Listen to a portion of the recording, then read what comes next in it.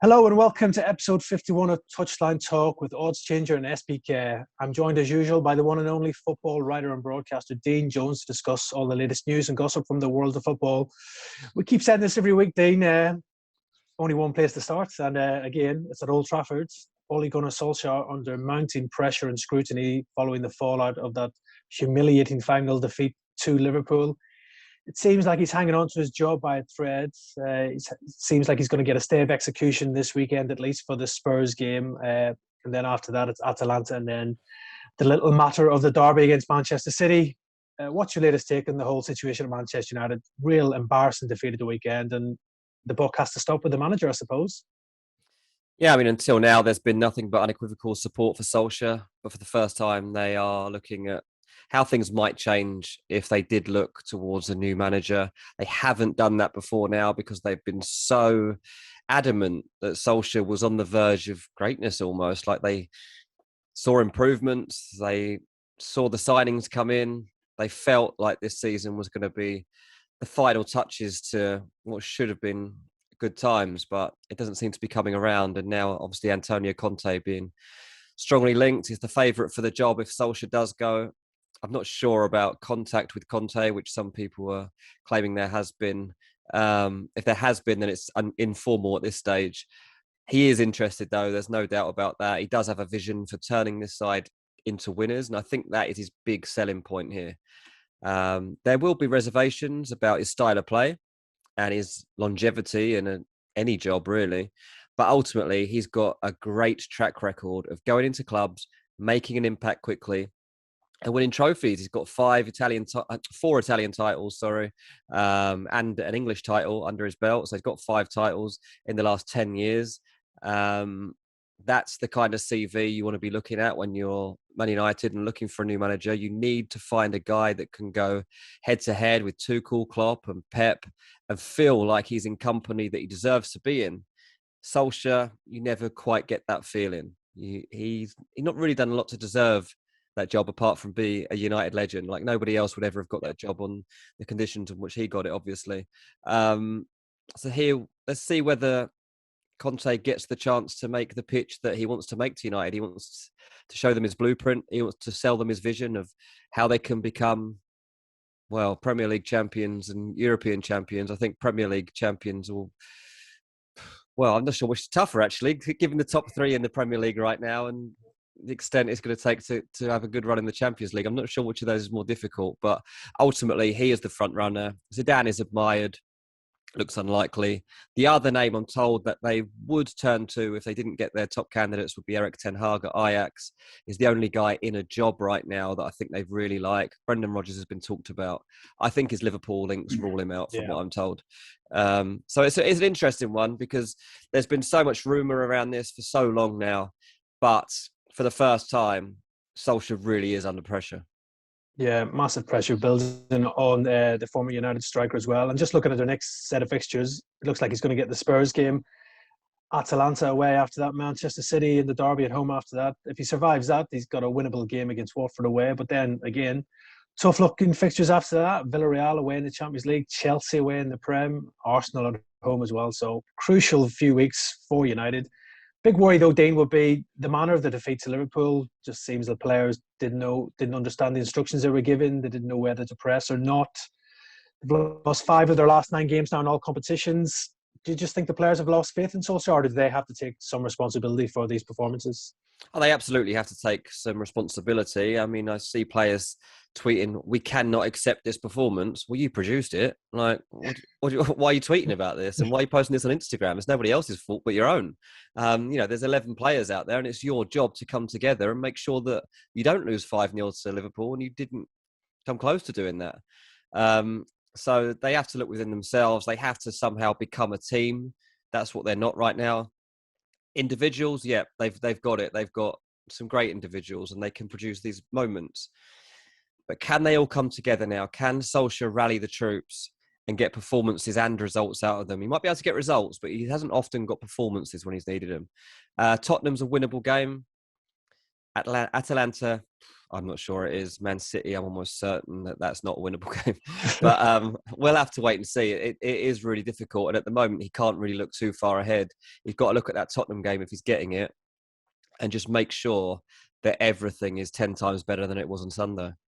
Yeah, it's the old adage, one game at a time, I think it is for Ole Gunnar Solskjær right now. And just to try and lift those players after that performance against Liverpool is going to be hard enough for him. So he's going to earn his money over these next few days to try and improve things at United. And huge game against Tottenham. Obviously, the star of the show on Sunday at Old Trafford was Mohamed Salah again. What a few weeks he's having right now. Just he seems like he's got his own goal of the season competition going on over the last few weeks, and then a hat-trick to make it 10 games in a row that he scored for Liverpool. Highest African goal scorer now in the Premier League, overtaking Didier Drogba as well. What's the latest on his contract situation, Dean? We know that his agent, Rami Asbas, has been in the UK over the last week or so. So is that a positive sign that things are maybe progressing over a new deal? Well, I haven't heard of much actual progress on this, and I think Liverpool are going to find it hard to match his demands financially.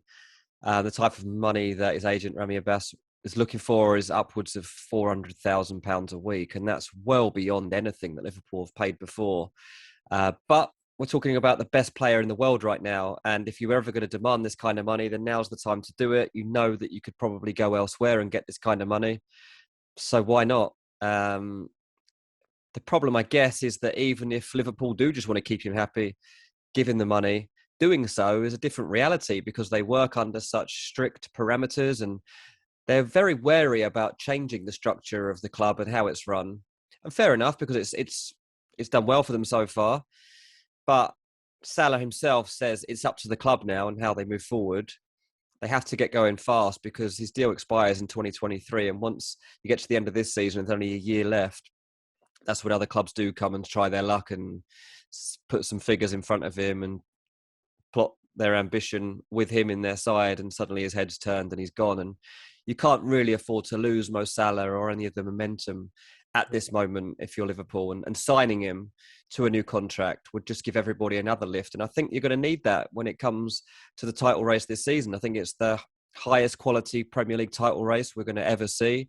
I think the way that Liverpool, Chelsea and Man City are going head to head and competing for that top spot is unlike anything we've seen in a long time. I mean, you probably go back to 2018-19 when City pipped Liverpool by a point. You're going to be looking at that standard, but this time 3 teams involved. So it's going to be very exciting. Maybe Liverpool look to just give themselves an edge in the second half of the season by signing Salah up to a new deal. But look, they've got Van Dijk, Alisson, Henderson, Fabinho, Trent, Robertson even. They've all signed new contracts, and it's been a huge part of the reason that Klopp is so excited and so full of belief that Liverpool are going to remain at the very top. But Salah is more complicated and more tricky than those guys because of who he is, the profile, but also in terms of what he's demanding and whether Liverpool feel that they can just take that extra step and just basically, shatter the ceiling really on what they pay people. Yeah, they will smash the wage structure if Mo Salah is to sign a new contract. But it's probably what Liverpool fan is hoping for this Christmas is for Mo Salah to sign that new contract and pledge his future to the club, because he has got that X factor right now. As you said, probably arguably the best player in the world, and his form could be key to Liverpool's success this season in the Premier League and the Champions League as well. So yeah, it's going to be an interesting few weeks, and I'm sure Liverpool's power brokers are working hard in overtime to try and tie down the Egyptian to a no long-term contract. You mentioned earlier, Dean, about a big game this weekend for Spurs as well. Man United obviously going to Spurs with Solskjær needing a win, but I think Nuno also needs a win for different reasons as well. It's been a bit below par at the start for Nuno since he's taken over at Tottenham as well. Real disappointing performance against West Ham the weekend. Didn't really lay a glove on West Ham. Didn't have a shot on target in the second half at all when they were behind as well. Some of the performances have come in for a lot of criticism this season for Spurs, especially these London derbies where they lost to Chelsea, Crystal Palace, Arsenal, and then obviously losing to West Ham at the weekend as well. Could you put your finger on what's going wrong at Tottenham so far? Well, no, but it's definitely not the season that Kane had in mind when you think back to May and when he was weighing up his future and talking about the ambitions that he had to fulfill in his career. Obviously, he's ended up staying at Tottenham, but that defeat at West Ham was a nightmare, really, for Nuno, given he'd put so much emphasis on making sure his best players were available and fresh for that game. Kane had early chances, but second half, like you wouldn't have even known he was playing, to be honest. He was barely seen. I think that Tottenham find themselves in a slight problem right now. Nuno clearly has a strongest 11 that he likes. Beyond that, I couldn't tell you who he rates or who he trusts or what his thinking is going to be moving forward. He tries not to make substitutes. I think there's a lot of questions being asked about the style of play. As far as I know, though, Harry Kane and Nuno have a relationship that's fine. They're not super close. It's not like the relationship, say, that Kane had with Pochettino, nothing like that. But it's all fine. There's no conflict between them at this point, and Kane has not been knocking on Levy's door again, asking to move. But obviously, the way that things are heading for Tottenham right now, it's not what Harry Kane has in mind for this moment in his career. So it's not going to be long before rumours start coming back around. It's pretty natural, really. Yeah, January transfer window, maybe the rumours will start surrounding Harry Kane's long-term future again. There was talk of maybe a new contract being offered to Harry Kane, but that's probably looking a bit unlikely right now, or that Kane would be inclined to sign that. But it just looks a shadow of himself, Harry Kane, whether it is the hangover from the field transfer in the summer, just the one goal in the Premier League so far this season in that win at Newcastle. But yeah, really struggled against West Ham, who contained him, and you could probably almost blame Kane for the winning goal as well when he was marking Antonio for the corner. So not all well at Tottenham, but no sign of panic just yet, you think? Nothing, Nuno's job's not under threat? Not yet, no, nothing like that. Tottenham have got to see this out. I mean, you think of the position they found themselves in, and when they were trying to find a new manager, they went through, 10, 12? I lost count in the end before it got to Nuno. So to go through all that again could take forever. So they can't really do that. They've got to stick with the man that they put faith in. And I guess in the January window, they're going to have to try and do something to reignite this squad and put a rocket up some of them and make them fear for their spot or their future, sell some of them, start to overhaul the dead wood, I guess. But ultimately, yeah, you've got to try and get Kane firing again. Quite why he's performing like this is a guess to us right now. He often doesn't start seasons very fast, but and he obviously also had a tournament in the summer that would have sapped him of some extra energy. And then, of course, the disappointment of not getting the transfer to Man City that he was hoping for. But he has to overcome that. He has to, because if anything else, if he does want to move, he's got to play for that move as well and prove to other clubs, bigger clubs, if that's where he wants to end up, that he's worth the investment. So I think that there should be the motivation for Harry Kane on a personal and a team level. Yeah. It's not too far around the corner that we see him starting to score regularly again. Yeah, big few months ahead for Harry Kane and Tottenham to try and get their season back on track as well, and for Harry Kane to get back among the goals, because we all know he loves scoring goals. He wants to be up there fighting for that golden boot come the end of the season as well, which he seems quite far off at the minute as well. Talking of Tottenham's opponents on Sunday, West Ham, they're flying right now in the top four. Obviously had a great season last season under David Moyes, finishing in the European places. Realistically, could they possibly challenge for a top four spot this season, Champions League place? It depends how long Solskjær stays at Man United. You wouldn't have thought that they would manage to stay in that top four, and I'm just really, I do expect Man United to somehow hang in there and claim that top four spot, and it will be fourth because they're not going to be finishing in the top three. But West Ham have been on an unbelievable run, and David Moyes has done a great job, particularly, to be honest, this season to continue the momentum from last season. I wasn't sure that this squad had it in them to fight on all fronts and stay at the same level. So far they have. We'll see whether they begin to tire in the second half of the season. You would imagine that they are going to need some investment in January just to pad the squad out, make sure they've got that strength in depth when they need it, because, you know, they are going to run out of steam a little bit as the season wears on. Yeah, you'd imagine January they'll be looking to add a few new faces in there. Still haven't really brought in that new striker that they've been seeking since selling Sebastian Haller to Ajax, who's obviously flying over there, top scorer in the Champions League this season, which I don't think many West Ham fans would have expected when they sold him to Ajax as well. But yeah, probably a striker, maybe midfield cover would be the top targets for West Ham in January, because if they lost a Declan Rice or a Mikel Antonio to injury, it would be a big, big blow to their hopes. Yeah, I'd be amazed if they didn't sign a striker at the very least. I mean, they're always linked with strikers, aren't they, West Ham? But they never actually sign them. Belotti is the latest one being linked with them. He's refusing to sign a new deal at Torino. I think he's actually going to stay in Italy, though. I think he'll go to AC Milan or Fiorentina. But yeah, they need someone to back up Antonio, because if they're going to compete at the top level, you've got to have somebody that can come in. I know they have got options in that squad, but you could do with somebody else, one more name in there to compete and rotate. And that makes sense as they look to kick on after Christmas and kind of cement their push, really, hopefully, for that top 4 spot. That's where they will be aiming. Like, whether or not I think they'll make it doesn't really matter. Like, that has to be their ambition at this point. David Moyes will be telling them that they can do it. He'll be watching Man United and being like, that club's in turmoil, the confidence is low, morale's low. We are completely different from that. We all believe in each other. We know what our philosophy is. The fans are behind us. So yeah, I think one more forward, possibly midfielder. I mean, they could probably deal with that at the end of the season. I don't think Declan Rice is going to go anytime during this campaign. But yeah, things are looking really good at West Ham.